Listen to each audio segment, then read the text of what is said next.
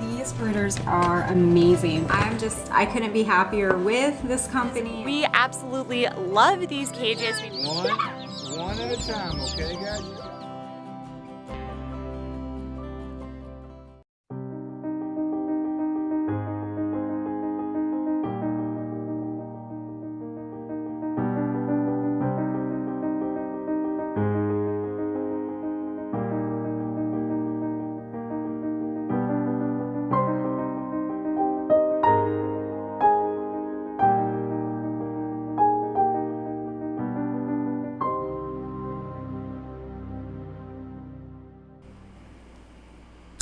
Hey guys, welcome to another Coturnix Corner Live. I really like that opening. That was one of our older openings from had been a couple years ago. Anyhow, I was really watching it.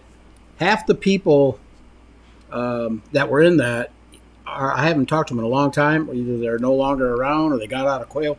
You know it's an old one when you see Zach from MyShire and a whole bunch of the MyShire crowd was in that video. We don't see them around a whole lot anymore. So I thought that was really cool. I stumbled across it today. I'm like, you know what? I'm going to open up with that one tonight and just see how it goes. So anyhow, thanks everybody for joining us. I don't have a whole lot planned for tonight. I was going to try to get somebody to come on the show with me, but believe it or not, I thought today was Monday. My wife asked me about an hour ago. She said, "Are you going live tonight?" And I'm like, "No, it's Monday." She goes, "No, it's Tuesday." So I almost missed the live. So luckily my wife let us know.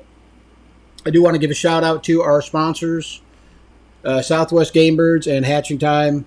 Both these companies do a lot for the channel.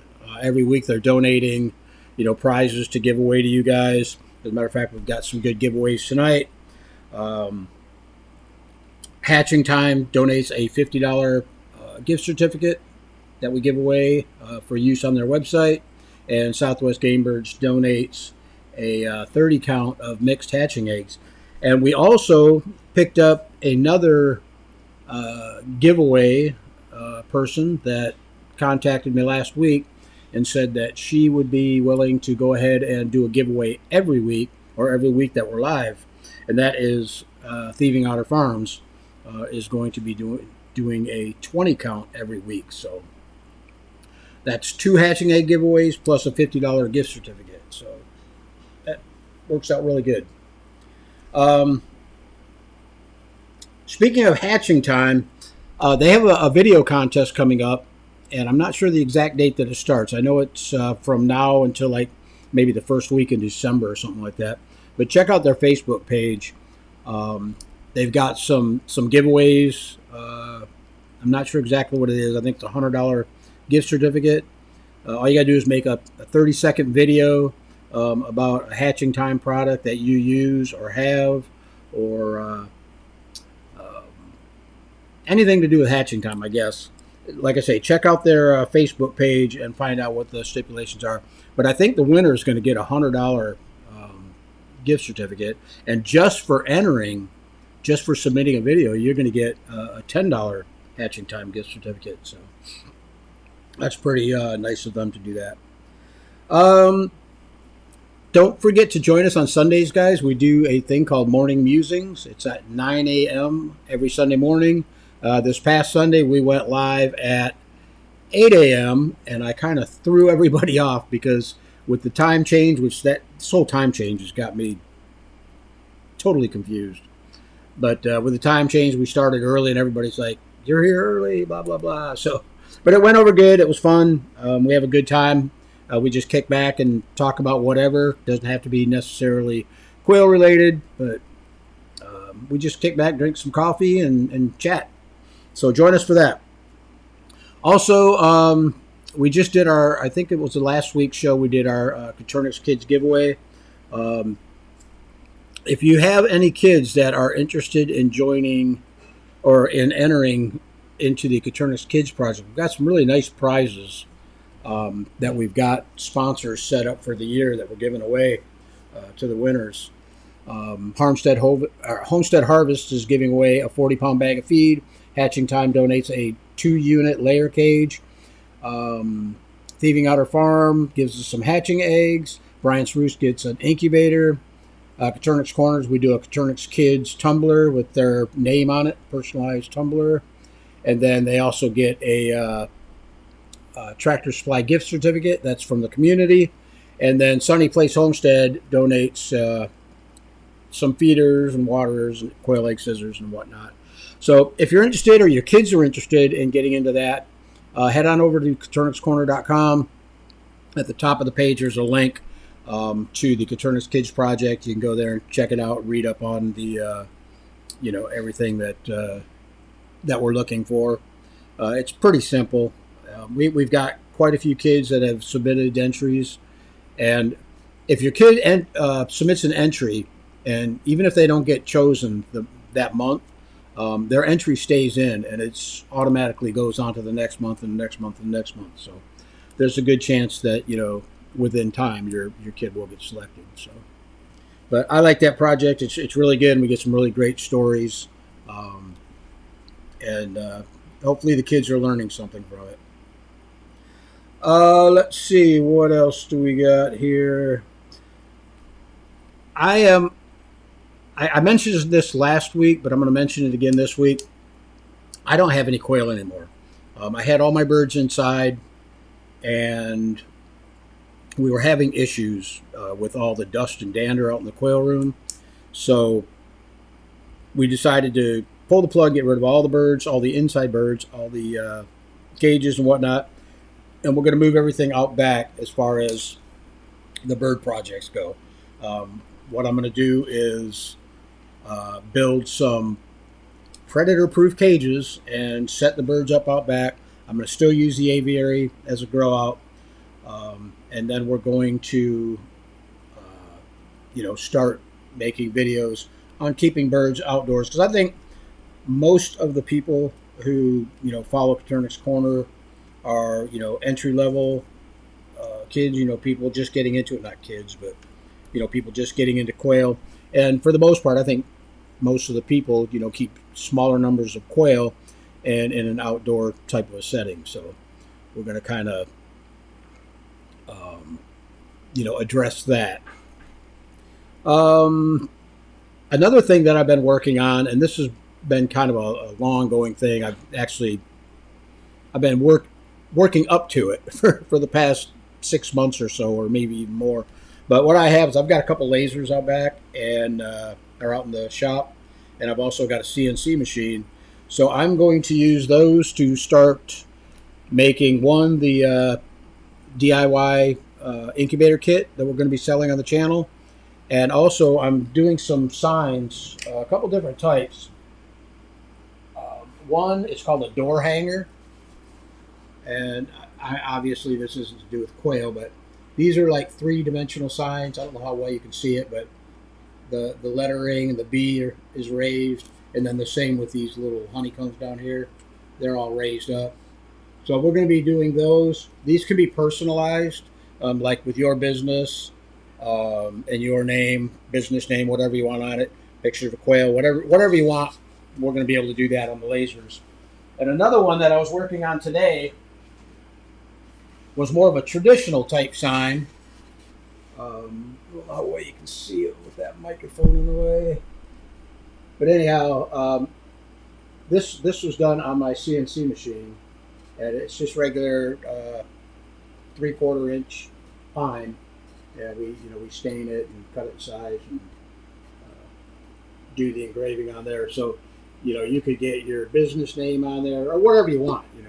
You tell me what you want, and this is the kind of stuff we'll be offering also on the new website, or not on the new website, but on the revamped website, because I'm not going to be selling quail anymore on the website or hatching eggs. So that's where we're headed for that.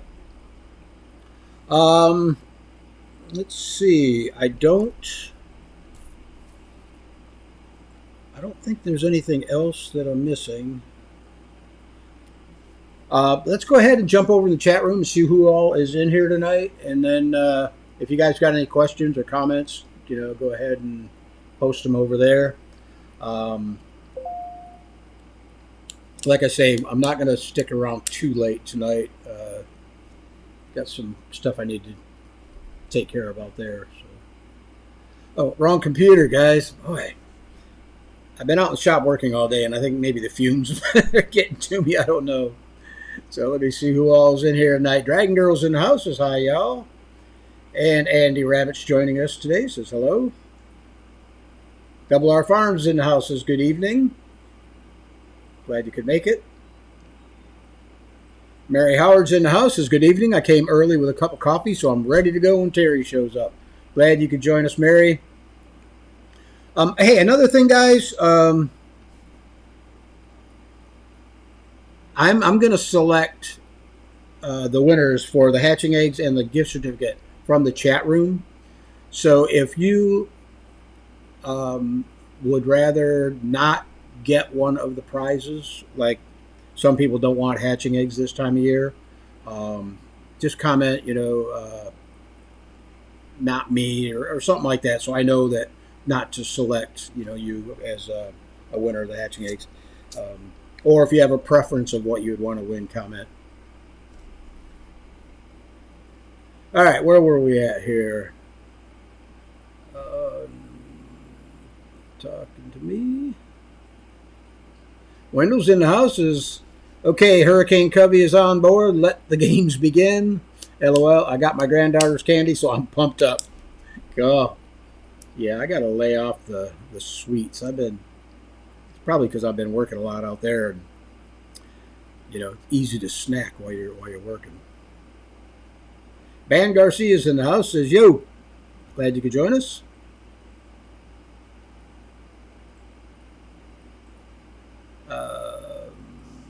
Talking to me. Julio Q's in the house is woohoo. First live ever. So excited. Glad you could join us. And welcome. Carrie's in the house. Says hello. Glad you could join us, Carrie.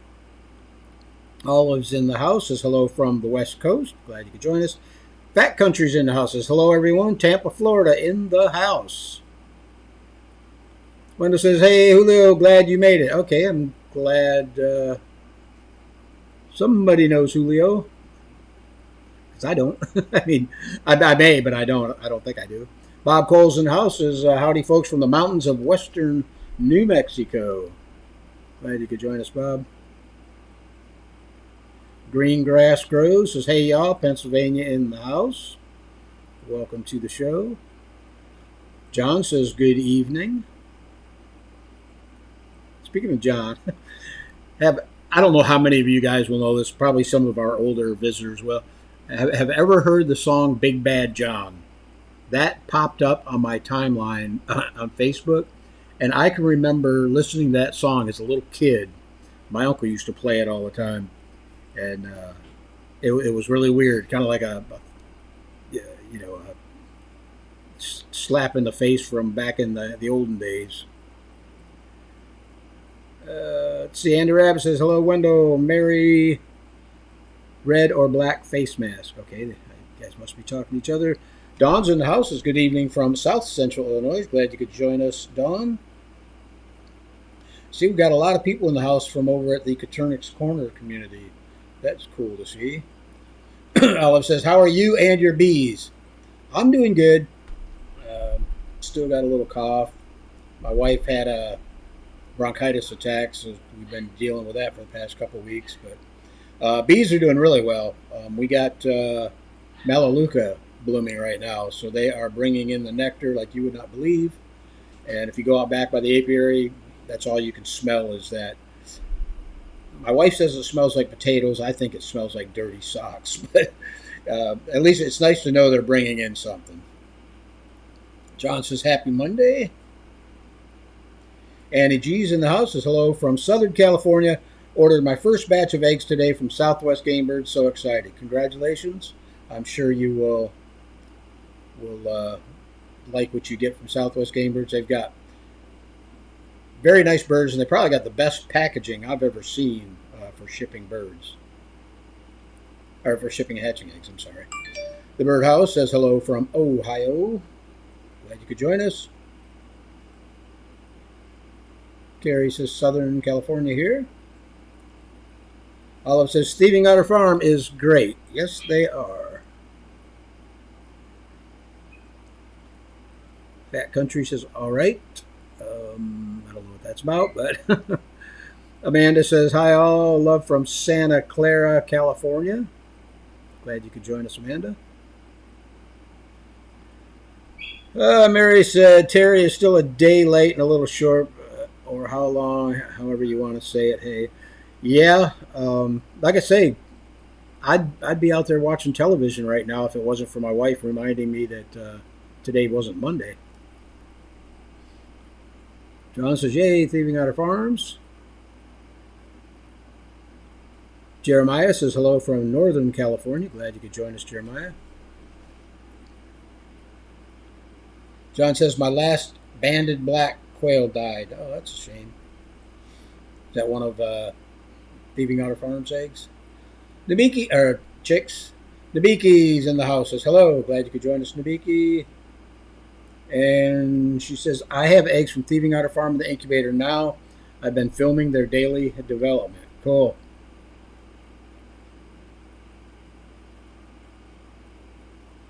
Mary says, hey everyone, YouTube just notified me that Coturnix Corner is live.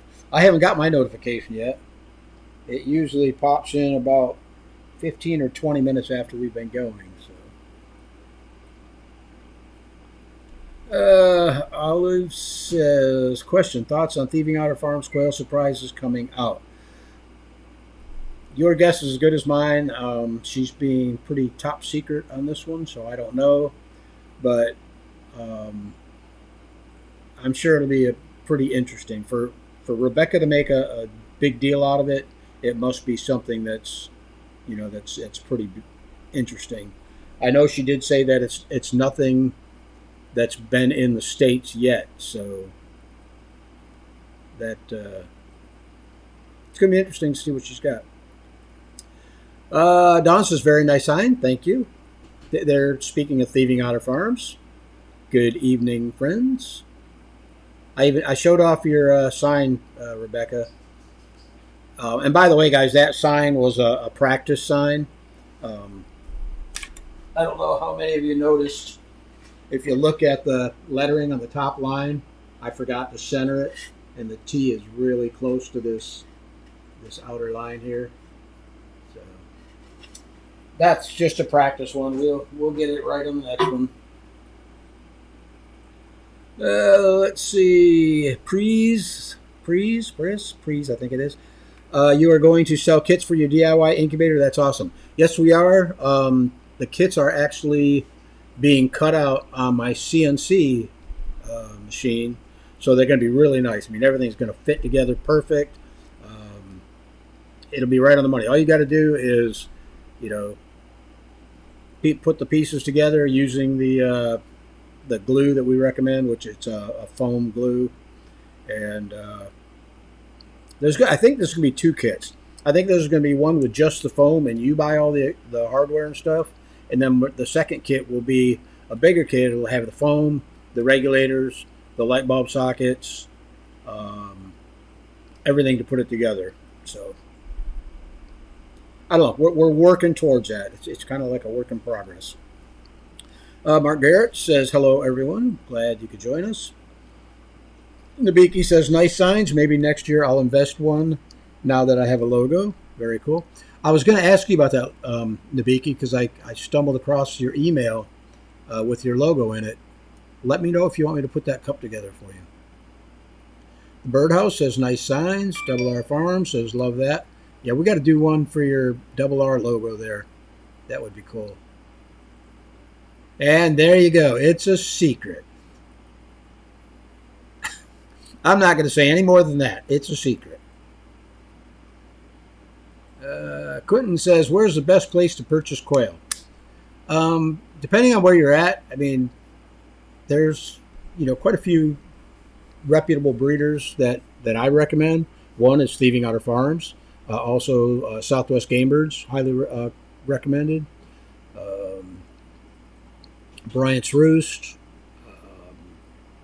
Who else? Gopher Ridge.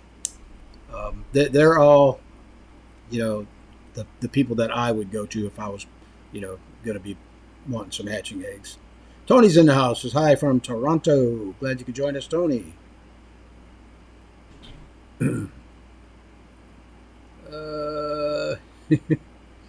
Shh, be quiet.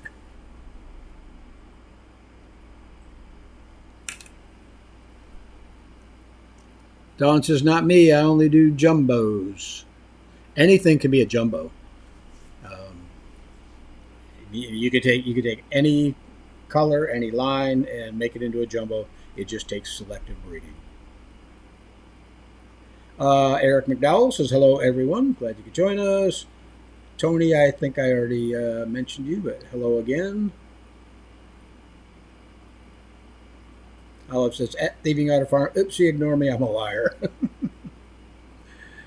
Let's see. Mark Garrett has been working on my Terry Design breeder cages. Cool. Yeah, we're actually, that's another thing we're doing too. We're putting together kits for the cages. It's not going to be any of the kits like the cages that I've built here. It's going to be a modular system that everything will be cut out, and all you've got to do is basically assemble it and staple some wire to it. You're good to go. That's going to take a little bit longer. I want to get the incubator out first. The cages I'm working on,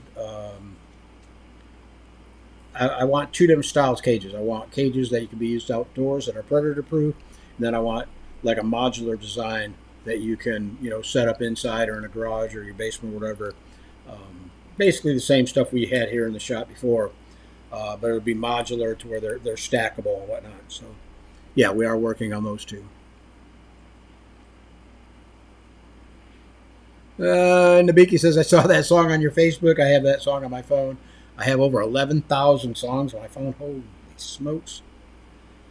Yeah, it was cool because that popped up in my feed. And like I say, it brought back memories. I used to listen to that back when I was, 6, 7 years old. I think the song came out in 61, if I'm not mistaken. So, gives you any idea how old I am. Big Bad John.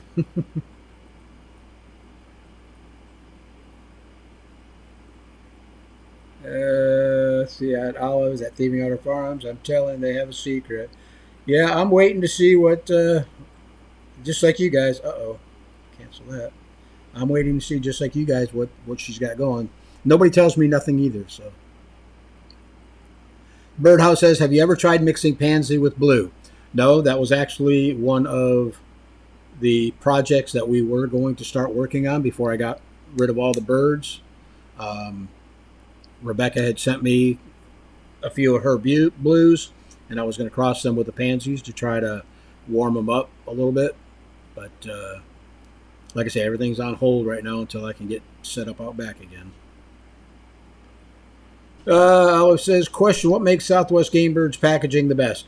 You'll know when you see it. I don't have one of their boxes here. That's one box that I almost hate throwing away because it's a custom-made box for his hatching eggs. Amanda says, question, which type of Coturnix has the best temperaments? Are jumbos more aggressive typically, or totally depends on how the breeder selects stock to breed?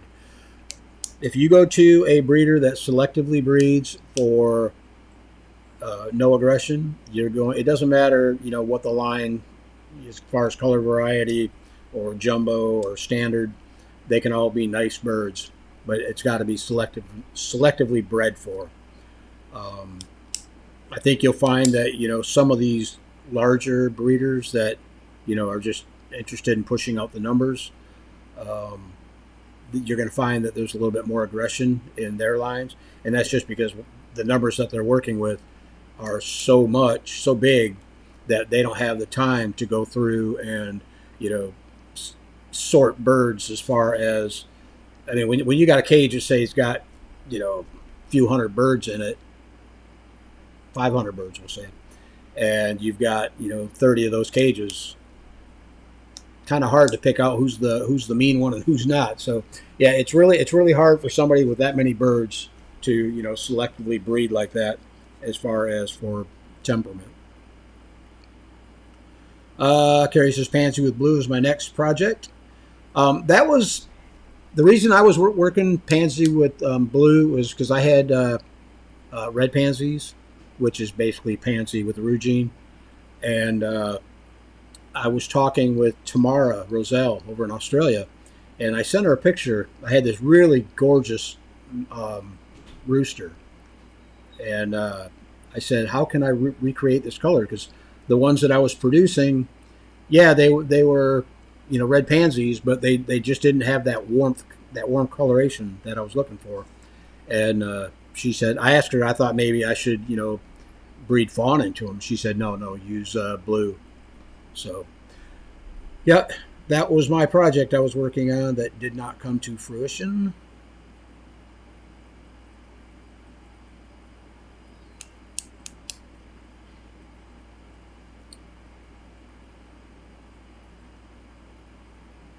Julio says, hate to say it, but if that health problem hadn't happened, Terry, I'd be in the process of setting up a garage cage system. Outdoor shed it is. Got my first JMF whites from Southwest. Hatch on Halloween. Cool. Well, congratulations on the hatch. Yeah, got to remember, here's the problem with mine. And I don't say keeping them indoors is going to present a problem all the time. My problem is I've had them in an enclosed carport, which is underneath the roof of my house, and it'd be no different than keeping them in a spare bedroom or whatever. It's underneath the roof of my house, and that dust, believe it or not, when we gutted the entire quail room, pulled all the drywall out, pulled all the insulation out. When I pulled the drywall off, this cloud of dust and dander just rolled out. It was unbelievably terrible.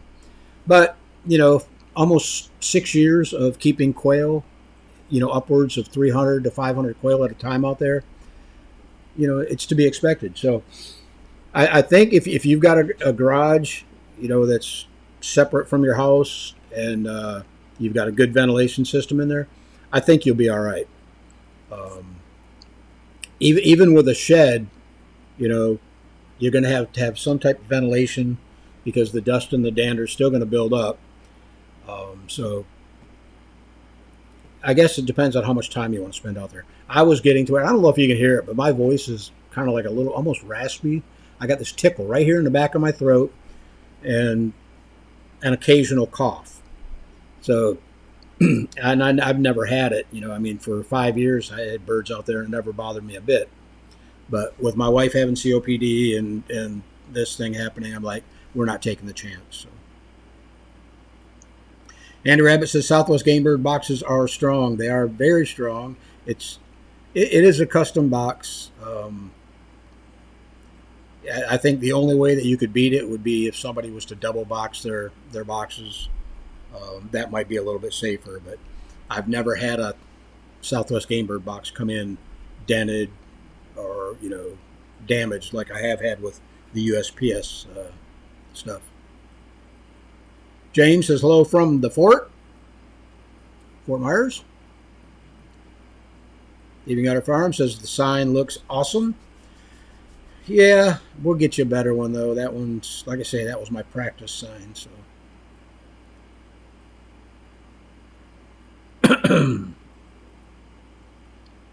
Andy Rabbit says, I think my internet has froze. I was just looking over to make sure that nothing happened to the stream. It looks like we're still streaming okay. Olive says, I think the sign looks amazing. I would never have noticed it's close to the border. Yeah, I didn't notice it when I was cutting it, but once the router moved off the side, I'm like, wait a minute. And then I went back and looked at the source file, and sure enough, I forgot to. Everything was right on it. I just forgot to center the top text before I saved it. Leaving Out a Farm says the secret selection that will be released in a couple weeks is an all-new mutation. Okay. Oh, you're going to release it in a couple weeks? I thought it was like into next year or something. Well, that ain't so bad. We ain't got to wait till another year for it. I'm interested in seeing what you got going. Carrie says, I absolutely love the signs. Thanks, Carrie. Right, I forgot. Nabiki says, right, I forgot about that since it was about the same time that my godson passed away. I think I remember you mentioning that. Sorry about that, by the way. Dawn says, it's a secret. We already heard, too. LOL.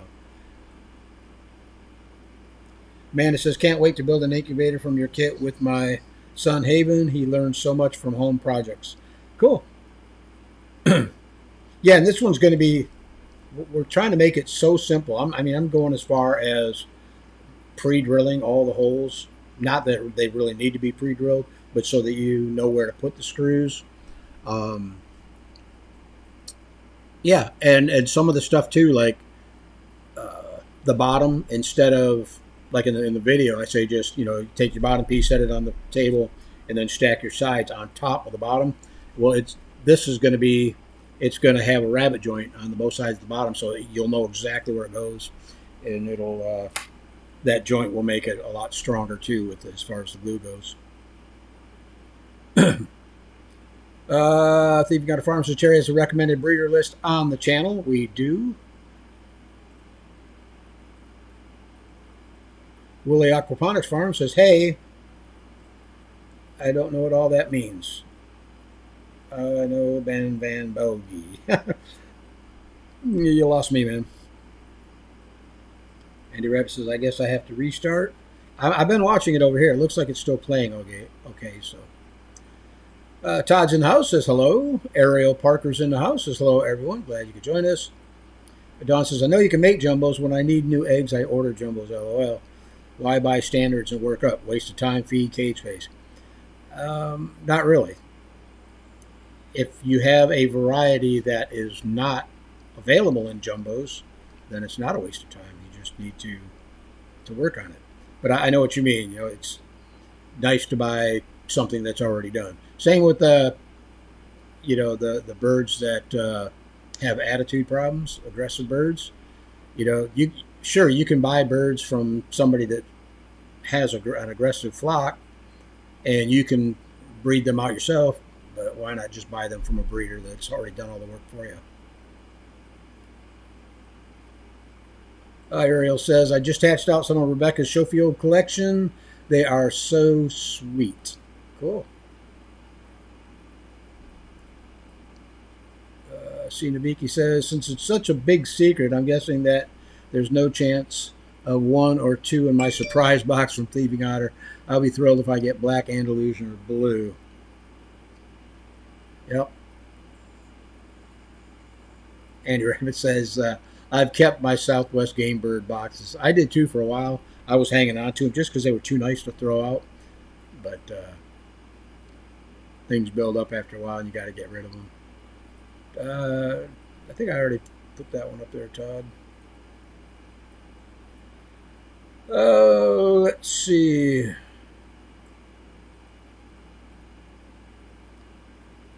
Mary says, I have a group of Southwest Game Birds and brooder boxes right now, and they are very calm, run races, but otherwise very sweet. Yeah, Michael's got some good stuff. I mean, he must have enough help to where he, can selectively breed for no aggression. Kurt says, no dumb question, right? Nope. Do roosters, big or small, have difficulty breeding jumbo hens? If they do, what would I do to assist? Well, naturally, the roosters are going to be smaller than the hens. They tend to run a little bit smaller than the hens anyhow. But if you have, like, say you want to, just say you've got some standard size EB or Rosettas or Tibetans, whatever, and you want to breed them with a jumbo line of Pharaohs, you can artificially inseminate the hen from the rooster. I've done it several times. Matter of fact, somebody posted, I don't remember where I read it, said that they did some artificial insemination and it was the only time they ever got a 100% hatch rate. So there you go. And we do have a video on the channel on how to do it if you're interested.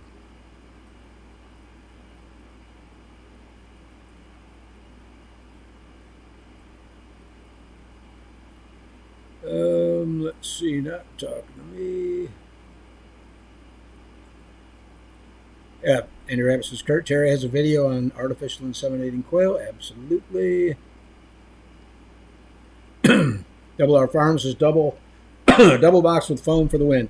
Yeah, that's when I first started shipping the occasional package out, I would always double box them just because way back then, the person that I got them from, or the farm that I got them from, always double boxed. So I thought that's what you had to do.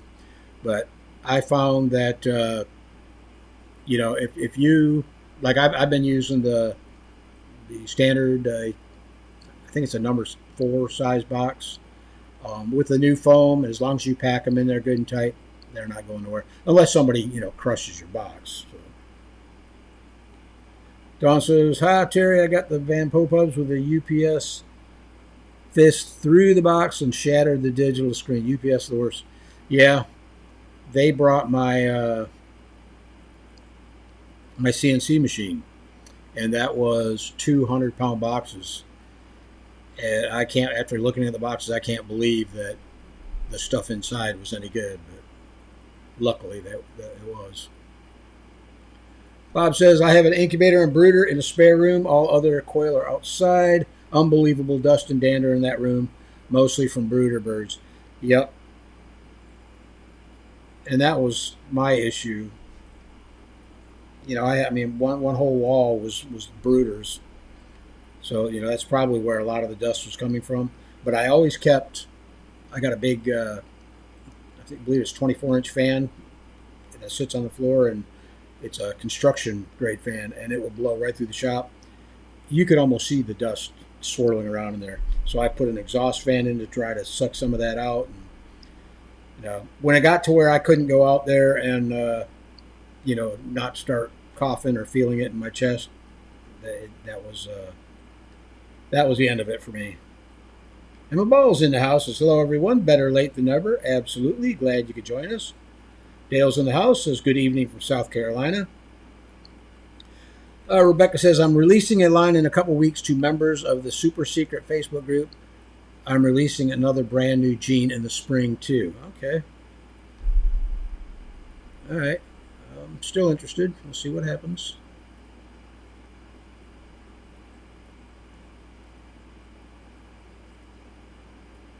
Dawn's talking to Bob. Says, I know the dust is terrible. keep mine in the foyer with the double doors closed. I can still smell it when I go down the hall. The foyer takes 10 minutes to clean ceiling walls to the floor. Yeah, it's a whole different thing trying to keep quail indoors, I think. Can it be done? Yes. It's going to take a lot more work and a little bit different setup as far as your circulation and your exhaust fans and whatnot goes. Fat Country says, do you plan on starting your breeding program in the backyard? No.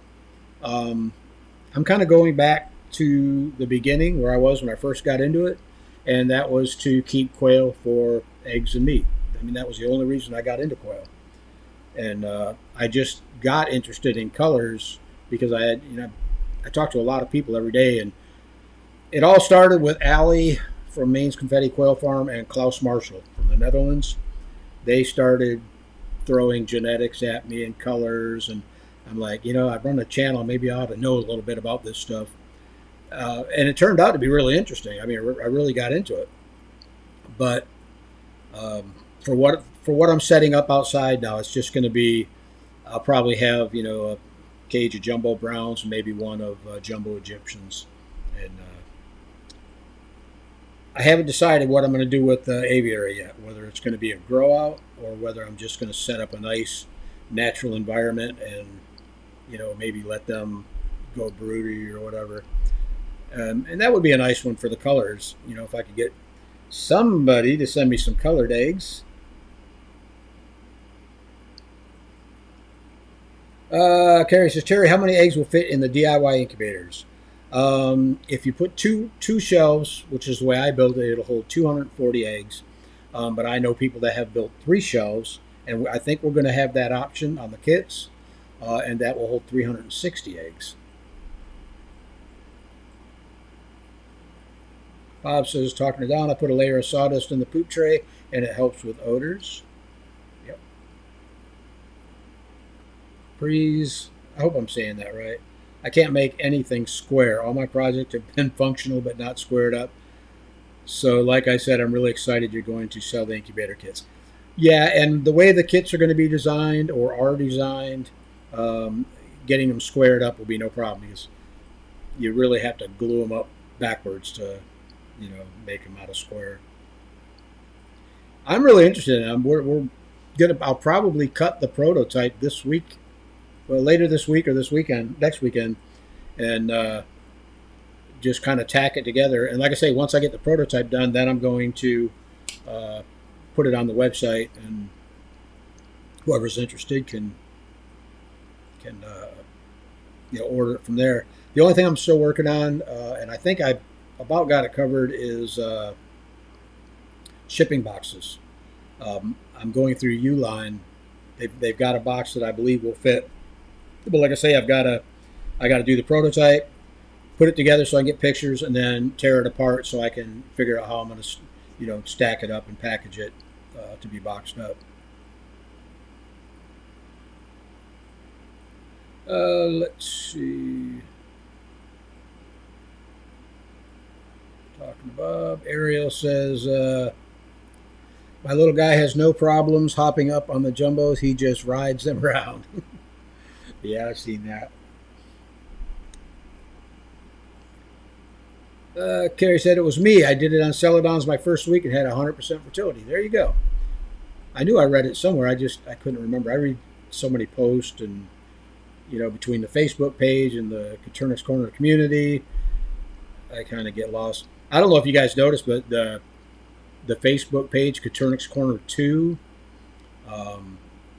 I shut it down. It's still there, but you can't post or comment anything. You go through and read the comments, but it was just getting too much. And I thought, the main reason for Coturnix Corner 2 was in case the main Coturnix Corner got shut down, because Facebook was getting really, down on people for posting hatching eggs and whatnot for sale. So, and I got warned multiple times, that, hey, you're on the brink of being shut down. So.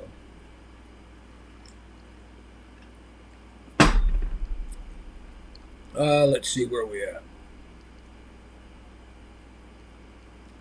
Jeremiah says, my first 4 eggs hatched last night. I'm still waiting on 8 more. Today is day 19, which means that your first 4 hatched on late day 18. You may have check your temperature in your incubator. It may be running a degree or 2 cool, which what caused them to hatch a little bit later. I mean, 18 is normal. I normally get most of mine on the first part of day 18 is when I get the bulk of my hatch. But, don't pull the plug until like day 20 or 21. Make sure that, if it was a temperature issue in the incubator, you give them a little bit more time to finish developing.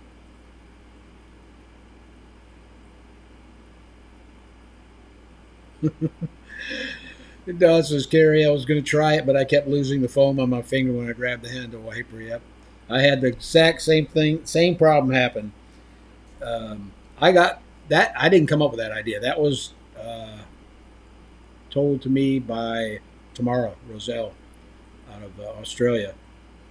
And she explained to me, how you can do it and whatnot. And it took a little bit of practice, but I got to where I could do it. But you're right, keeping the foam on your finger got tricky.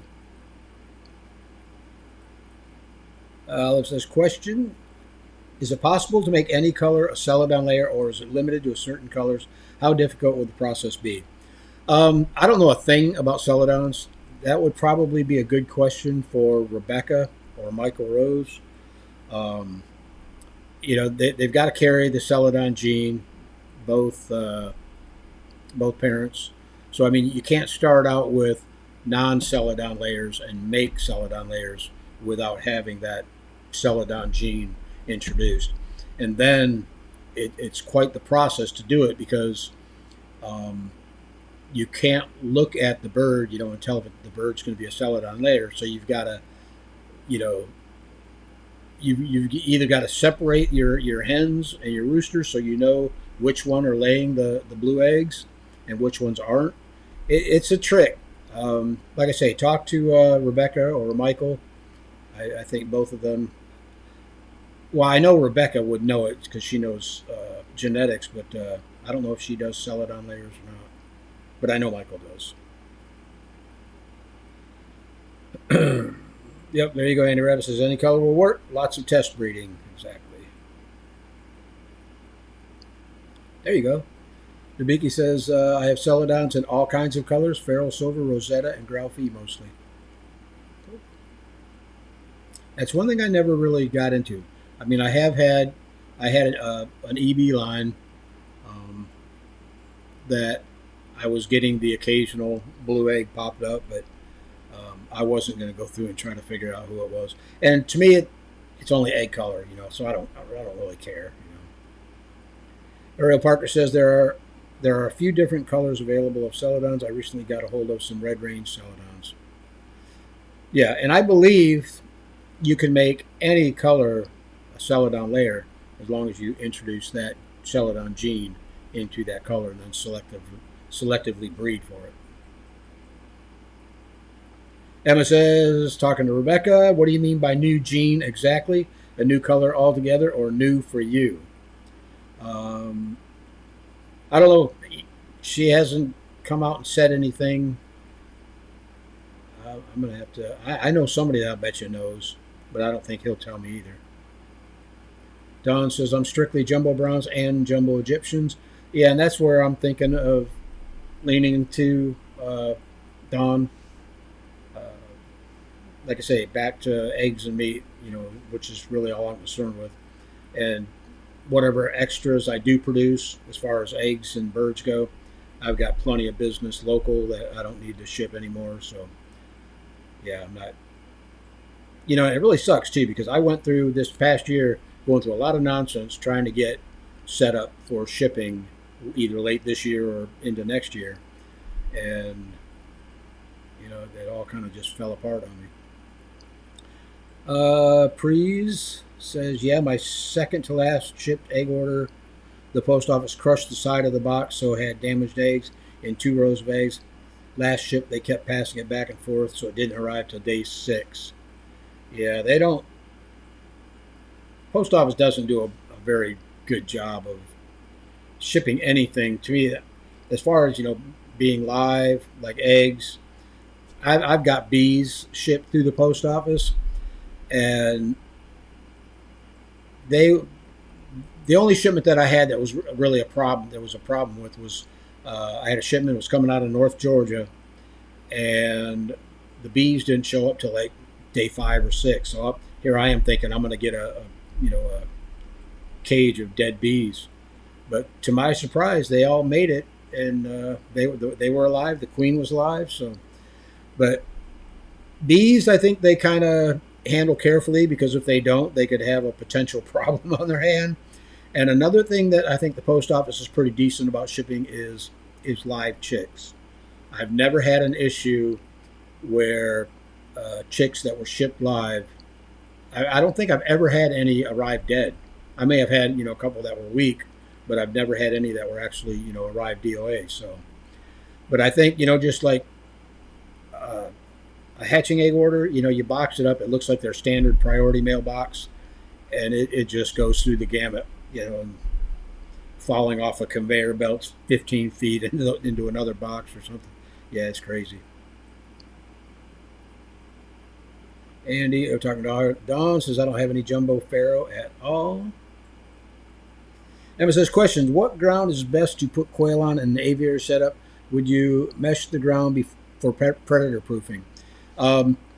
If you're going to keep it on natural soil, yes, I would definitely, put something down, at least go down a foot all the way around the border, to where if they do start digging around, digging down, they're not going to be able to get past the wire. I don't think you necessarily need to go underneath the entire floor with the wire. But what I did on mine was I had a concrete slab, and I took and around the outside perimeter laid block, one course high, so it was like 8 inches deep, and then I backfilled that with mulch. But I get my mulch free. It comes from a local park over here. They give it to us for nothing, and it's called the deep litter method. When you do that. But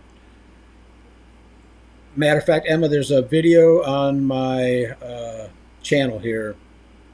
I think it was one of the live streams with Katie Galley, and she talks about doing the deep litter method, and I think that works great because you don't have to change the ground. Maybe once every other week or once a month go in there and turn it over a little bit, but at the end of a year, 8 months to a year, you've got a whole cage full of perfect compost for your garden.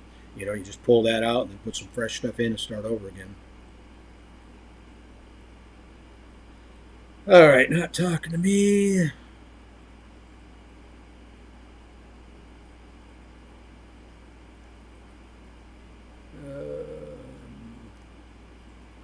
Scott says, sorry, I forgot the caps lock was on. I didn't see one in there with caps on.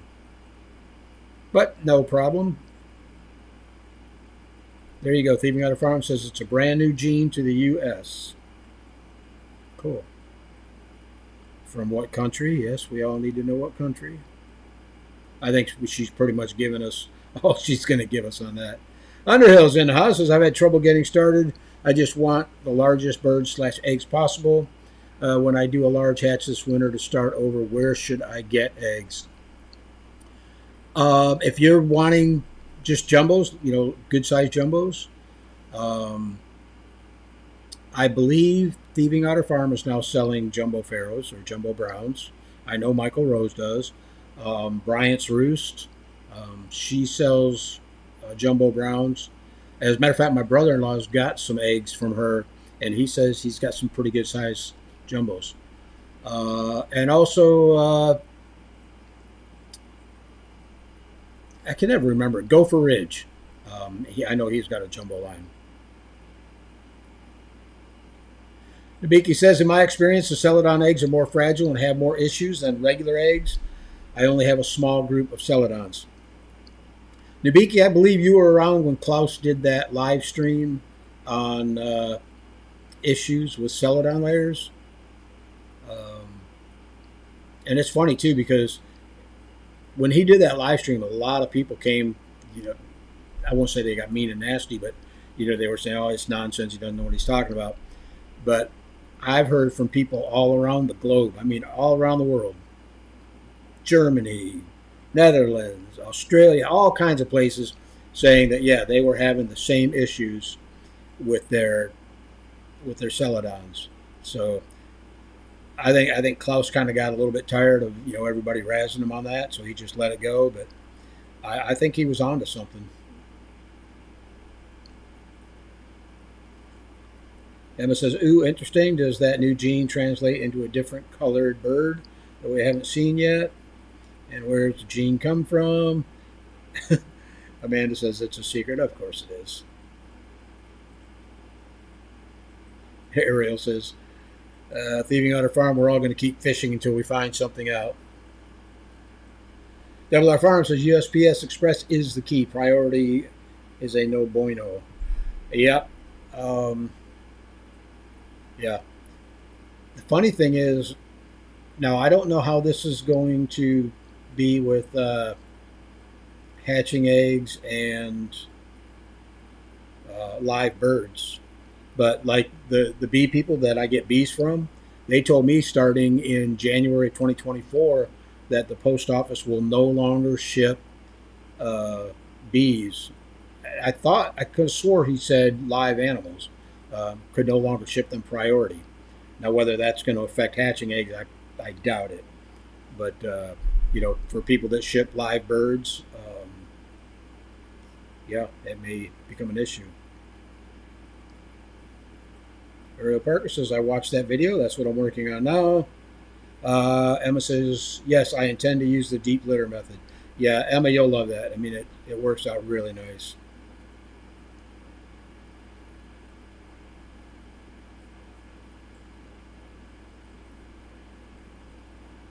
Not talking to me. Let's see.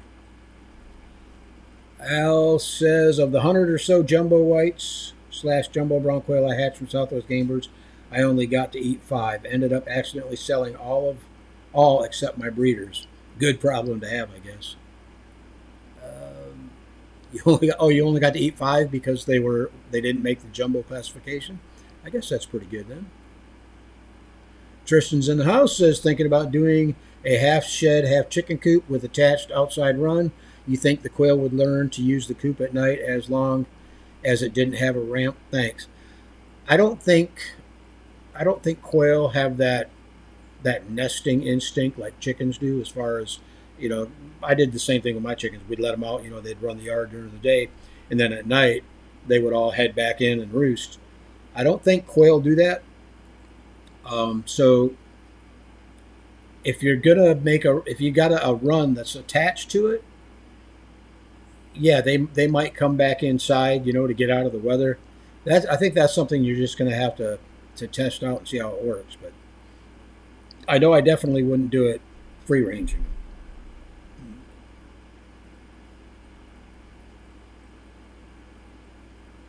Annie Rabbit says, "I watched that Celadon video at least 50 times. I'm sure I still missed something in it." Yeah, it was a good live stream. Beaky says, "I need to go turn on the lights in the greenhouse. The sunset before 5 kind of sucks." Yeah.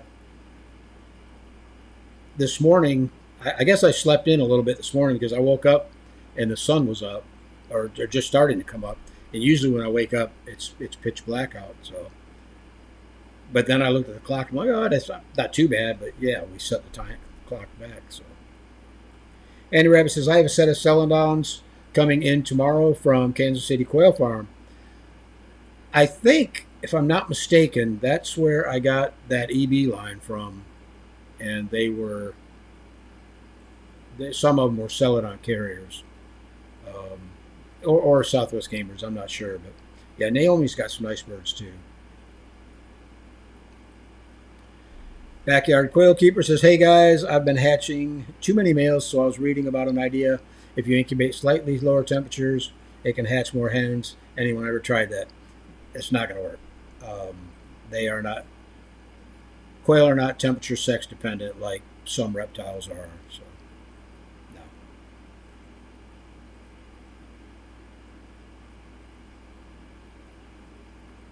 Andy Rabbit says, my quail have open wire cage with a sandbox attached to it. The quails sleep on the wire. There you go. H.P. Murray ships UPS. Really? I didn't know H.P. shipped UPS. The Beaky says, quail settle down wherever they happen to be at night. They don't go anyplace consistent. Yeah, kind of what I thought.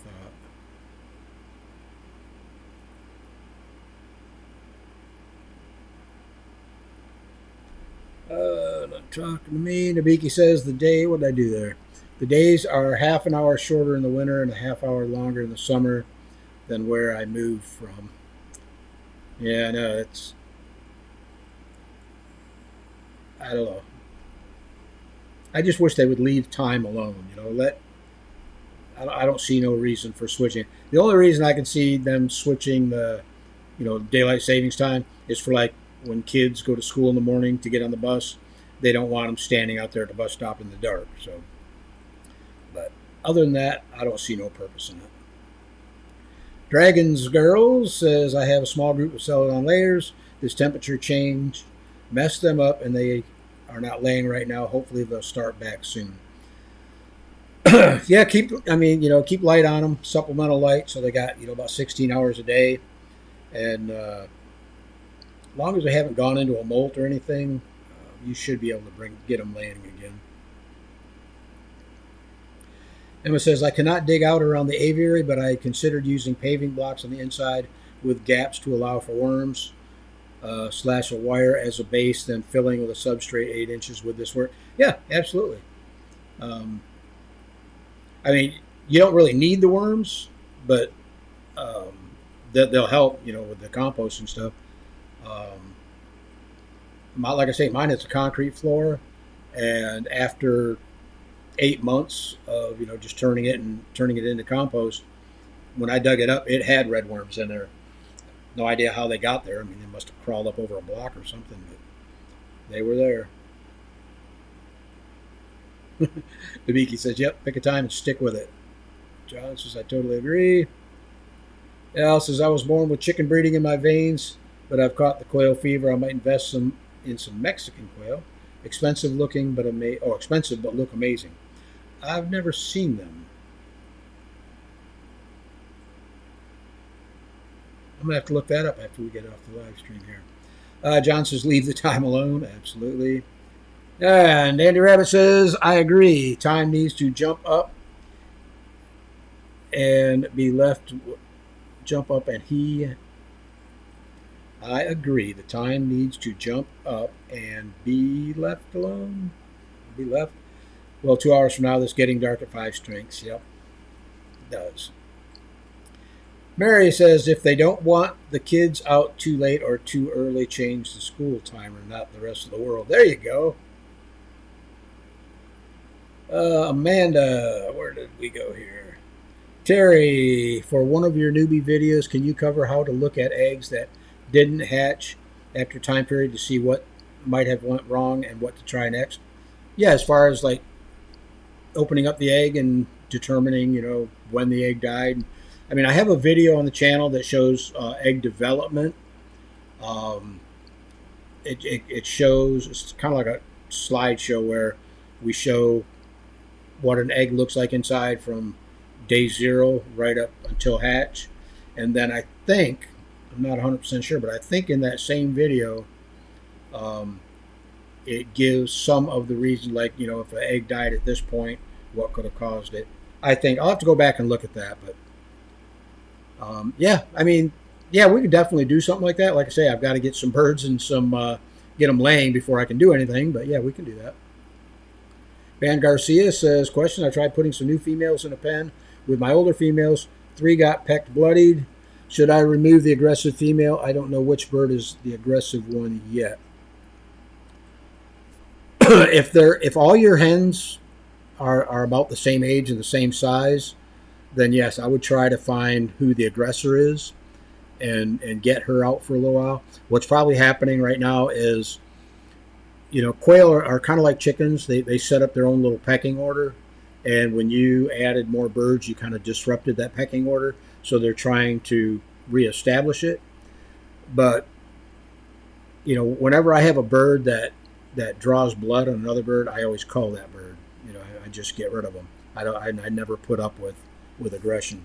So, was the aggressor, just territorial and, trying to be dominant, or is she just an aggressive bird that, needs to be pulled out? What I would do is, if you can figure out which one it is, get her out of there, and maybe, keep her separated for a few days and see if the rest of the birds do okay. If they do, you can do one of two things. You can mark her so you know which one she is, put her back in. If the same thing happens, then cull that bird, or you can just go ahead and cull right now. John F. says, politicians are too dumb to fix a real problem. Leave the time alone. I agree. Says, how long should you age quail poop until you can put it in your garden? If you're actually going to use the manure, I would make sure I would compost it. Put it in a pile or a compost bin, whatever you want to use. I just had a 2x6s framed out, and I would dump all my manure there and then turn it, every few weeks or so. In the summertime or in spring down here, we get black soldier flies that come in, and they'll lay eggs in there, and they really help to compost it. But once it's composted, it's not going to burn any of your plants. As far as using it for a fertilizer, what I used to do was I'd take the manure, put it in a 5-gallon bucket, I'd fill it up about halfway with manure, and then fill it the rest of the way up with water, let it sit overnight, and then strain the manure off and pour the water around the base of my plants in my vegetable garden. And that was my liquid fertilizer. And that worked pretty good, too.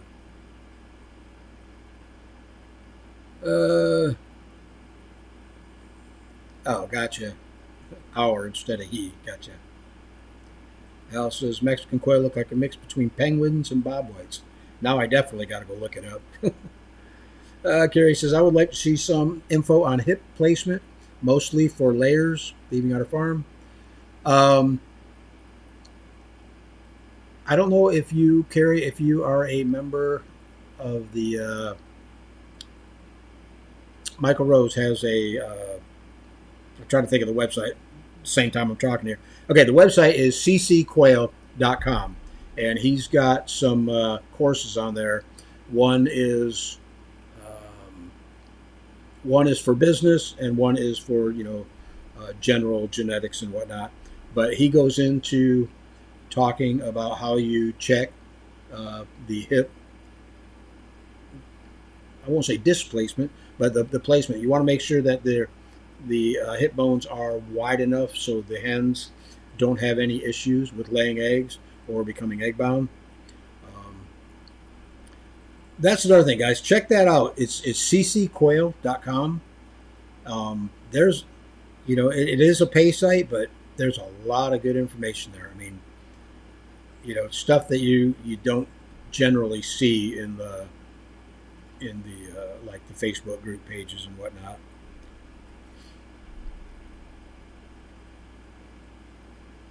Andrew Rabbit says, my brother in Arizona don't do the time change. Florida's working on that right now. They are trying to get rid of, what do they call that? Daylight savings time. So we won't have any time change. And I think that's a good idea. Al says, Montezuma quail. Those I have heard of. You said Mexican quail, kind of threw me off. Olive says, question, when you get more quail, again, would you consider more quail cooking videos? Love your pickled eggs. Yeah, I really don't do the cooking like indoors with the quail. My wife does that. But yeah, we can do a video. I'll see if I can't get my wife to do it. She makes the best chicken legs I've ever had. Or chicken legs, quail legs. Usually when we butcher, we'll separate the breast and the legs. And I'll do the breast out on the grill and barbecue them. And then when she cooks legs inside, she deep fries them. And, oh, my God, they're so good. There we go. Nabiki says she's planning on doing some cooking videos. Haven't done any yet, but I have several recipes to do. Cool. Yeah, because I'm not much of a cook. Like I say, I do everything on the grill. Ariel Parker says, do you by chance have a video on quail confirmation? I believe we have a live stream with Tamara and Katie Galley. I don't remember the name of it right off the top of my head. Where they talked about what you look for as far as, confirmation. And I think we've done so many videos with so many people. I think, I'm not 100% sure, but I think either Michael Rose or Rebecca Lynch came on and we talked a little bit about, confirmation and what you want to look for. Like I say, I'm going to have to go through some of the videos and see what we've got, because I know the subject's come up, many times, and we've had many guests come on there and give us their take on it. So, Chris says, question, my latest chicks are 9 and 10 days old. 2 of them are half the size of the others. Will they live? Do you think they're just runts? Yeah, that's usually what they call failure to thrive, and it's pretty normal, to have, 1 or 2 out of a batch, be like that. For the most part, they're always going to be runts. They're never going to be able to. I've never had them catch up with the others and thrive. They usually end up dying. So if I notice chicks failing to thrive in the brooder, I usually just call right away. I'm not going to waste the extra feed and cage space, just to take care of a bird that's never going to go anywhere.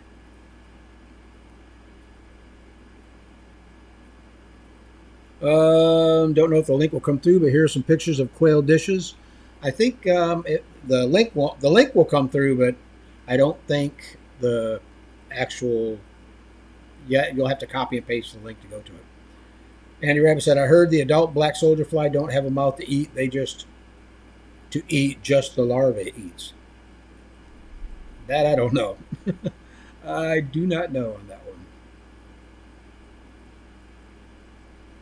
I do know one thing. The larvae can turn a pile of manure into basically nothing in no time.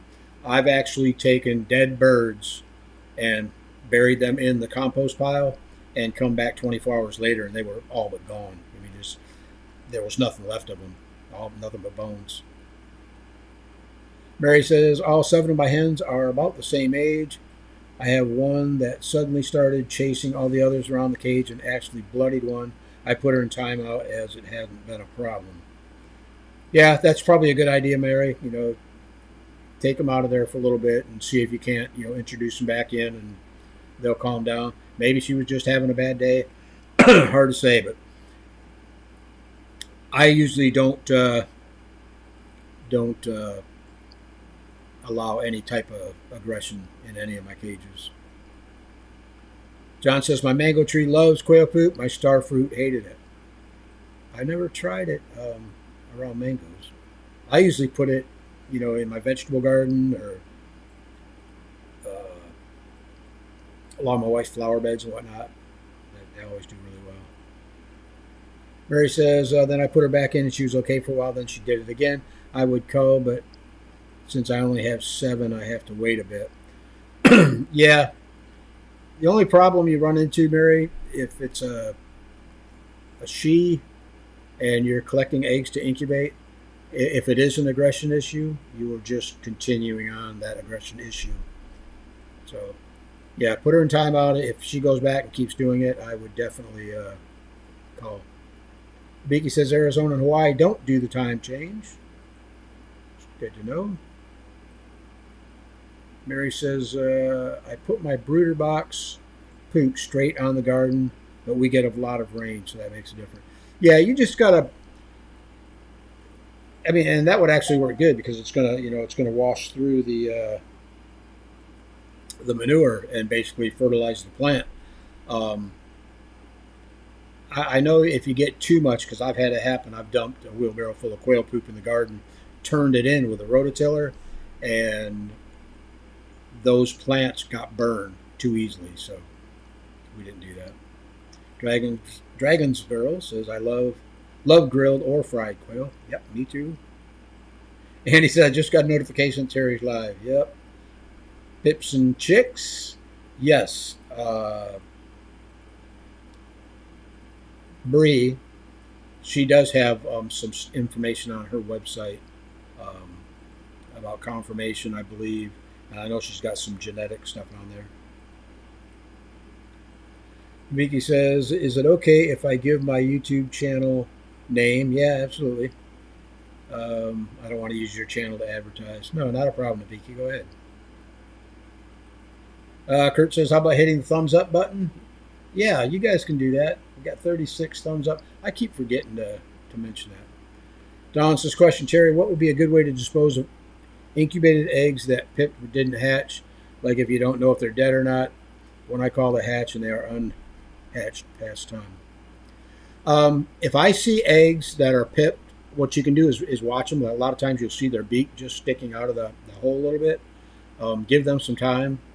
But if they pip and you don't see any activity for 48 hours, I would just what I do is I'll take any eggs that didn't hatch and all the empty shells. I put them in an old Walmart bag, tie it up, and let the garbage man haul it away.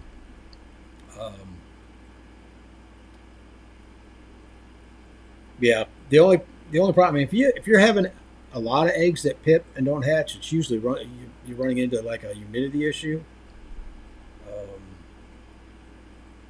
I've noticed, for the most part, if my eggs hatch or if my eggs pip, they usually hatch. Unless obviously you'll get the 1 week chick or something, that can't get out.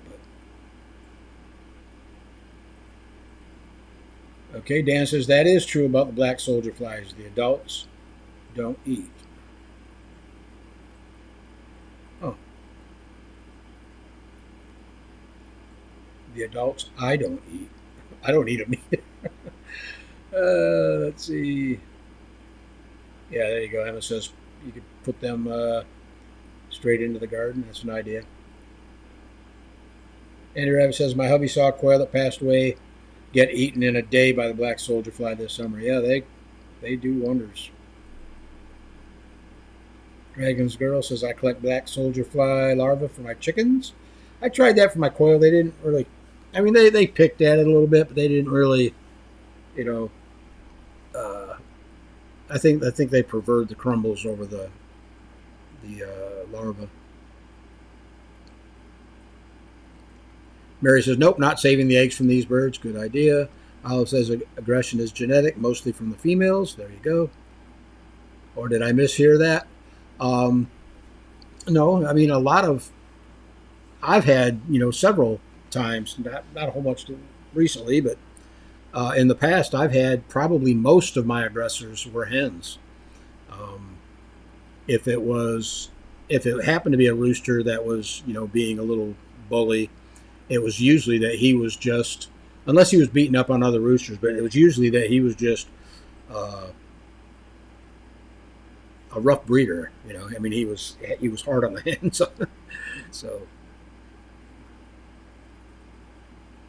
Dan says, I kept soldier fly for almost a year indoors. Adults are not pushy or annoying or anything, and quieter than other kinds of flies, bees, comparable in size. Well, that would be cool.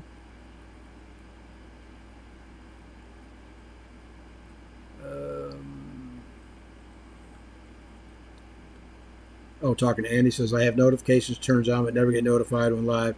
Annoying that I catch this one off chance. Yeah, I know. I got the warning halfway, 30 minutes after we started. Or not the warning, but the notification. No, it's crazy.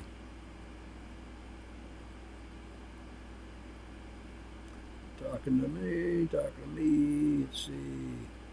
Don says, I'm afraid I would have a chick running around in my trash. LOL. Terry, that was back last year when I had the NR360. I always wondered what to do with late hatches that end up crippled. Yeah, a lot of times you'll get that. They're late to hatch out and end up, having curled toes or splay leg, whatever. But I've actually had that happen, Don. My wife told me about it. I dumped some eggs in the trash. I mean, I just poured what was in the incubator in the trash, and my wife hollered at me an hour or two later, said, "You got a chick in the garbage." I'm like, what? And sure enough, there was a chick hatched out in there. Emma says a mealworm farm is set up. Mealworm farm setup is pretty easy and inexpensive to set up for some free extra treats. Yep, there you go. Let's see. Jeremiah says, my quail love black soldier fly larvae. They make a special coo every time I drop a handful in. I'm giving them the dry ones, not live. Yeah, I've tried the dry ones too, and mine would pick at them for a little bit, kind of play with them. But the only way they'd really eat them was if I crumbled them up, kind of made like a crumbles out of the larva. Then they would pick through them and eat them. But I don't know, maybe my quail were too picky. All right, we're down at the bottom of the list, guys, and it is, 20 after 8 already. I didn't realize it was that late. Nabiki says, I've been mostly doing shorts lately, doing 2 series, one on eggs and one on chick growth. Cool. Otis says, just subscribed. Absolutely. Yeah, for any of you guys that are in here that aren't subscribed to the channel, subscribe, hit that notification bell, and if YouTube decides they want to notify you, they will. Thanks for joining, Otis. Appreciate that. Terry says, everything happens for a reason. Better doors will open. I agree 100%. All right. I only had one person mention that they wanted a prize. So that person's going to get that. Olive, you're going to get some Thieving Otter Farm eggs. And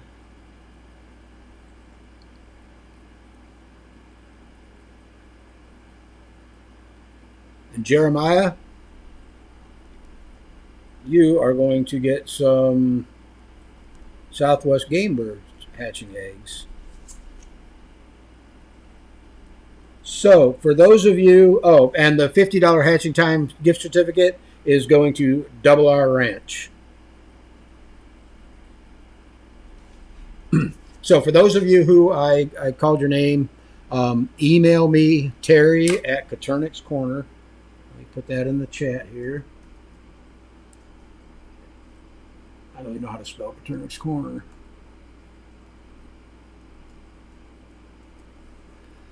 Email me at Terry at Coturnix Corner. Make sure I get all your shipping information.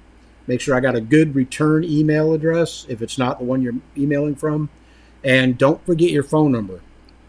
I get a lot of people that send me their address, but they forget the phone number. And I've got to have that, especially for the people that are getting the hatching eggs. So, all right. That brings us down. We got a bunch of people saying congratulations. That brings us down to the bottom of the list. It's past my supper time, so I got to go eat something. Again, for those of you who I just called, make sure you either message me on Facebook or email it to me. I know that way I'll get it. Your information, and I'll make sure that Thieving Otter Farm, Southwest Game Birds, and Hatching Time gets that information. I don't have anything planned for next year as of yet. Next week as of yet. But we will be going live Sunday for the morning musings. That's at 9 a.m. Eastern Standard Time. We are going to be at 9 a.m. Hopefully by Sunday I'll be adjusted to this stupid time change. So guys, I want to thank you all for joining me tonight. I hope you enjoyed it. I had a good time. Have a great week, and we'll see you guys on Sunday. Night, y'all.